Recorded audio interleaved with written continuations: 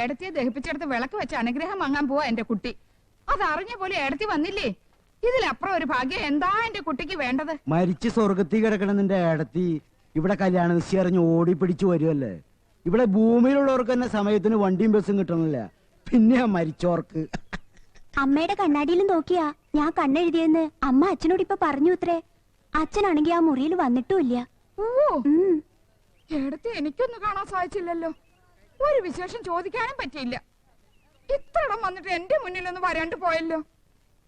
ഏടത്തി തടി വെച്ചിട്ടുണ്ടോ മാഷേ? മരിച്ച് ഭസ്മായി തിരുനെല്ലി കൊണ്ടൊഴുകിയിട്ട് കൊല്ലൊരുപാടായി.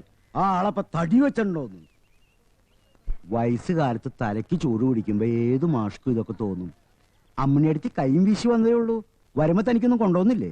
അവൾ ഇത്തിരി പൂ കൊണ്ട് തന്നു. അത് നന്നായി.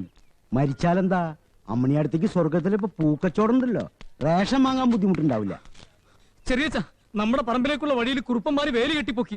കമ്മൽ വാങ്ങിക്കാൻ പോയി ദിനകരേട്ടൻ കുറുപ്പന്മാരായിട്ട് ഒട്ടക്കി നിൽക്കുക. ഇപ്പൊ അടി പൊട്ടും. അടി പൊട്ടേ?